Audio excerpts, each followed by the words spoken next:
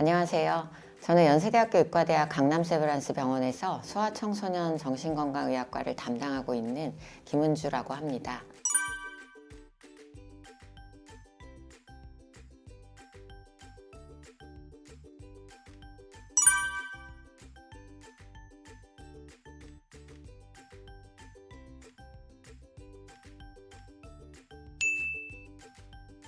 증상이 많이 완화된 채로 계시는 경우도 많은데, 그래도 지금 연구 데이터로는 아동기 ADHD의 한 30에서 60%까지도 성인 ADHD로 진단을 받습니다. 대학 진학 후에도 ADHD 증상으로 인한 기능 저하가 심하다고 하면 약물 치료를 좀 지속하시는 걸 권유를 드리고요. 성인기에는 조절 능력이 그래도 많이 생기기 때문에 약물 효과가 아동기처럼 이렇게 드라마틱하게 나오는 경우가 많지는 않은 것 같아서 효과가 있는 분은 계속 드시고, 그렇지 않은 경우에도 성인 ADHD 인지행동 치료라든가 공존질환도 많이 생기시기 때문에 그런 공존질환에 개입을 하는 거, 이런 거 통해서 치료를 하시면 훨씬 더 경과가 좋으시긴 하죠.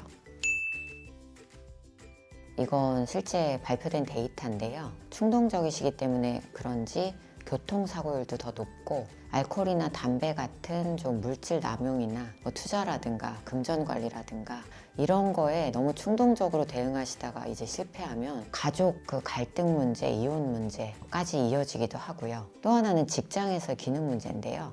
직장에서는 물론 집중력 있게 일 처리하는 것도 물론 중요하지만 또 부분을 차지하는 게 대인관계인데요. 대인관계에서도 이게 충동적이시면 문제가 생기는 경우가 꽤 있습니다. 장기적인 부작용에 대한 데이터가 좀 제한적이긴 한데요. 그래도 서양에서 지금 한 15년 이상 추적한 연구들이 나왔거든요. 진짜 ADHD로 진단받으신 분들이 약을 꾸준히 드시는 경우는 그렇게 걱정할 만한 부작용이 나오는 것 같지는 않습니다.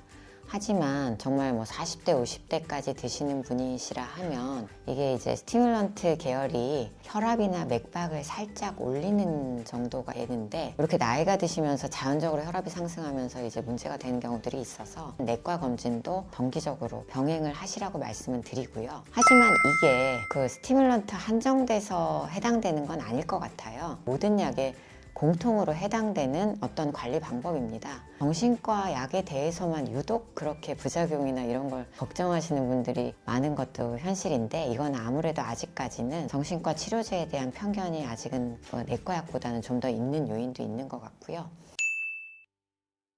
스티뮬런트가 마약류로 분류가 되거든요. 어머님들이나 이제 성인기에 처음 시작하시는 분들이 이거 중독되는 거 아니냐라는 질문을 굉장히 많이 하세요. 근데 데이터는 오히려 ADHD 증상이 조절이 돼서 이게 이제 자기 조절 능력이 생기고 전두엽 기능이 좋아지면 술이라든가 마약이라든가 담배 남용 문제, 청소년기에는 인터넷 남용 문제가 많이 줄어든다고 합니다. 중독 문제가 있으신 분들을 저희가 심리검사를 해보면 이분들은 ADHD 때문에 오신 게 아니에요. 검사하다가 ADHD가 발견돼서 치료를 하면은 중독 문제가 많이 해결되는 경우도 종종 봅니다. 이게 뇌영상 연구가 요즘 ADHD 아동들 대상으로 많이 있는데요. ADHD 치료제를 먹었을 때 ADHD 아동들의 반응하고 정상 아동의 반응이 뇌활성이 좀 반대로 나옵니다. 그래서 ADHD가 아닌 경우 먹었을 때 효과를 보시기도 어렵고요. 그 다음에 오히려 부작용만 발생을 하는 경우가 있어요. 식욕 저하라든가 심한 경우는 좀 복통이 일어나기도 하고 굉장히 예민해지고 불안해지는 경우도 있어요. 그래서 꼭 전문가한테 진단 받으시고 ADHD가 확실해지는 경우만 약물을 투약하기를 권유를 드립니다. 제가 이제 ADHD 아동이나 청소년들을 볼 때 느끼는 것이, 얘네들이 어떻게 보면 참 억울해요. 왜냐하면 이게 꼭 성격 같아 보이는 병이라는 게 그게 문제입니다. 성격이라고 생각을 하시지 증상이라고 생각을 잘 못하세요. 그래서 제가 항상 부모님들께 드는 비유가, 어머니 코로나 걸려서 기침한다고 아이 혼내시지 않잖아요. 어머님 제발 증상으로 봐주시고 이걸 치료를 한 다음에 그러고도 남는 부분이 있으면 성격 문제인지 고민을 해주세요.